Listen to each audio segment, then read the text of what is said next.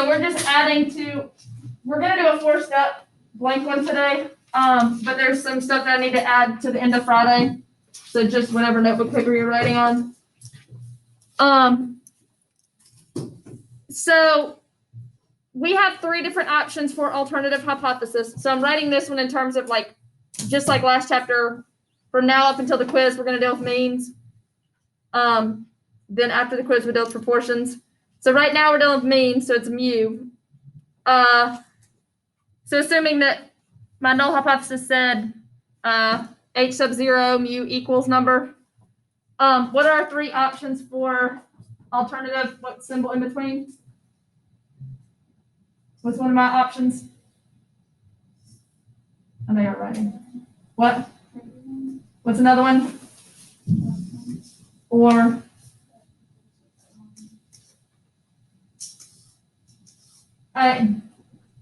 how do I determine which one of those 3 that it is? Which is the way you did your homework. How do I determine if it's greater than, less than, or not equal to? The context, the wording of the problem is going to tell you that. The other connection that I might have kind of made on Friday, but not that explicitly, is then we have to eventually draw it, like much later. So I want to talk about the connection to drawing and shading being directly from the alternative. So if it's greater than, which direction do I shade? To the right. Now, typically it's going to be something on the right that we're shading to the right. If we're shading something that's like a negative z and then shading it all the way to the right, we were just really wrong with our guess, which happens, is fine. So then alternative hypothesis with a less than, we're going to shade which way? To the left. So what do you think we do shading when it's a not equal to problem?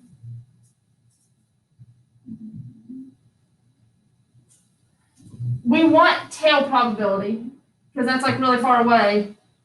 Here, I just don't know which direction. So it could be an either tail.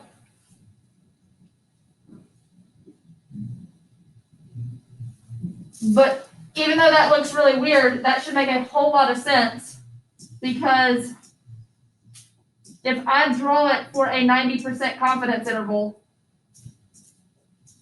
what percent is not in that 90% confidence interval? That 10%.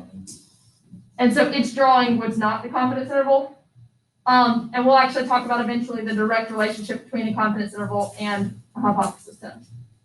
So this is like exactly what didn't happen in the confidence interval.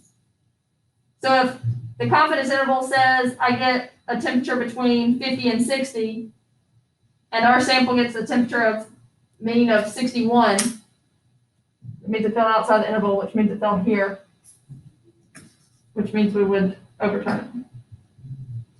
But that's the connection I'm going to finish right here today.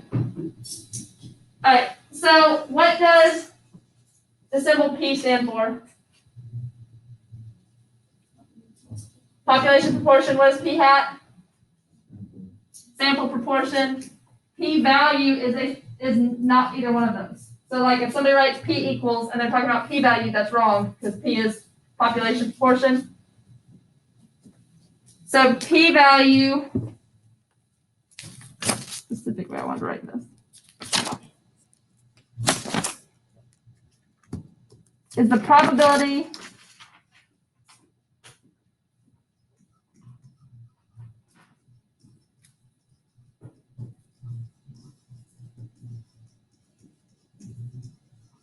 of getting a value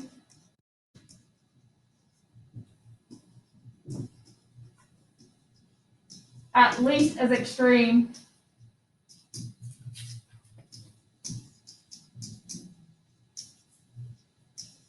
as the one observed.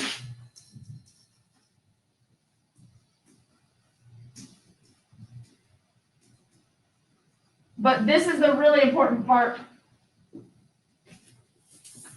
that what's the whole idea that we take initially, like we say, okay, I believe you. I'm going to believe what you say and see what happens. So it's under the assumption that what you said is true. So if the null hypothesis really is true.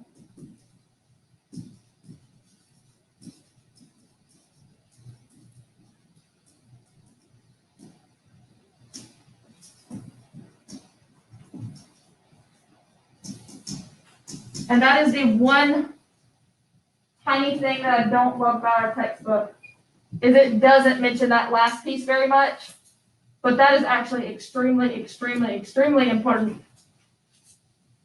Or something that if I explain it to you right now, wouldn't make sense if I can explain it to you later. But if we're not given the assumption that the null hypothesis is true, it changes everything. And it doesn't talk about that in the definition that much. So, going back to Friday, this is like the person with running a 5-minute mile. Okay, so assuming I believe you, as if the null hypothesis is really true, the probability that you would actually run a 5:25 mile or worse is this probability. So that's our connection to p-value.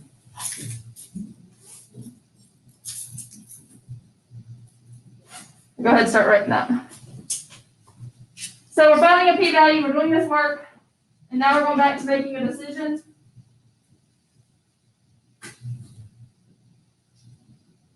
So we want to get to the point where if we believe you, and we take what you say as true, and we find the probability of this scenario actually happening, we want to know, is that very likely or is that not?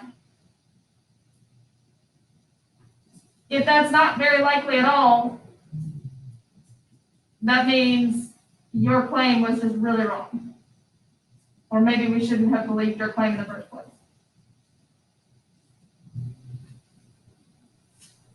So an outcome that would very rarely happen if the claim were true is good evidence that the claim is actually not true.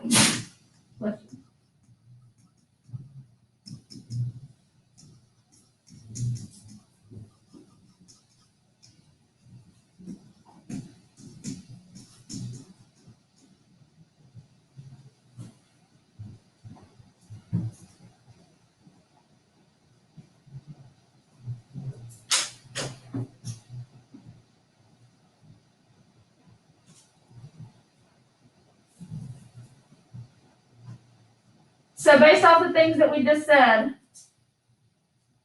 if we have a really small p-value, so p-value is the likelihood of getting a value that extreme or farther if the null hypothesis were true. So if we get a really small p-value, like if we had a small p-value for the scenario on Friday with the guy running, what does that mean? So if we did it with the guy running and we got a really small p-value, the likelihood of him running that fast, slow, or farther, if his claim actually were true, and we got a really small likelihood of that, that would mean what? That maybe his claim wasn't true. So this is the really big thing here. And if you're in AP Bio, they don't follow this, which drives us crazy. This all goes back to court case. What's the whole thing that we want to do in a court case? Two options. We either have enough evidence to do what? Prove him guilty, or we don't have enough evidence to prove him guilty. So we either have enough evidence to say he's wrong, reject the null hypothesis, or we don't have enough evidence. We never say that the null hypothesis is true. We just say we didn't have enough evidence to say it was false.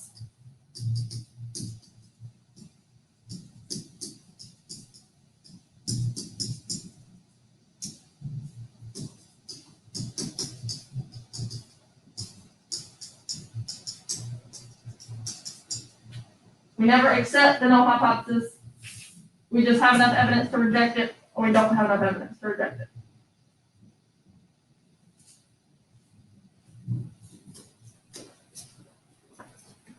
And I think in AP Bio, they talk about accepting the null hypothesis, which is not what we do. Another thing about AP Bio, and now everything's changed so many times I don't remember, but at one point, there was something that they had to do in that class, which is a chi-square test. And we teach you how to do chi-square tests in the calculator, but they don't teach you that in biology. And it is light years easier to do it in the calculator, which is kind of really unfair to anyone who has been in AP Stat. But I think they changed that up somehow. That maybe they can teach it in the calculator or something.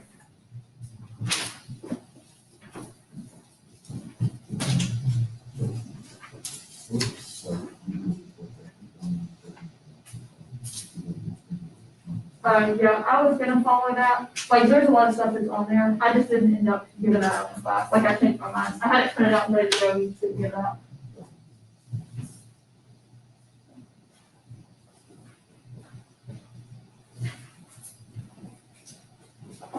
Shouldn't stop that video.